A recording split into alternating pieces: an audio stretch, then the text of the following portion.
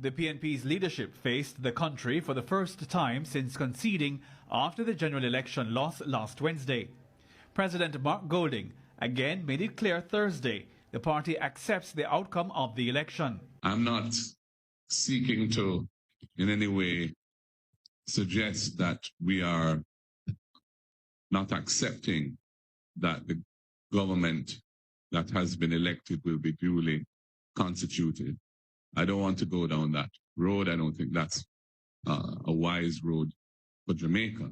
But there are concerns. General Secretary Dr. Dayton Campbell says slow voting plagued the process on September 3. There is a question for the ECJ to answer, because if we had a turnout of only 39% and we had such long lines with such delays, one shudder to think what would have happened if the turnout had been 50%.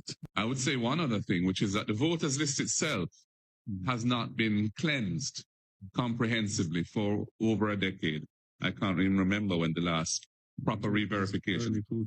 Early 2000. So it's probably 2 decades now since that was done. You know, the people who die and there's no automatic removal of voters on them.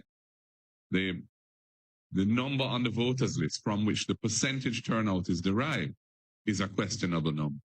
And so the voter turnout statistic itself is necessarily understated. Then there are claims of voter suppression.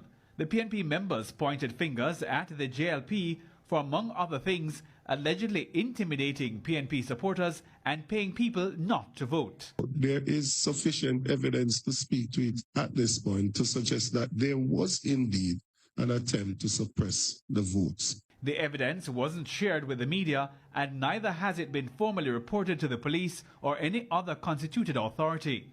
Instead, the PNP announced it will deploy teams into communities to speak with voters about their experience. So that we can get more tangible information rather than the indirect reports that we have been receiving.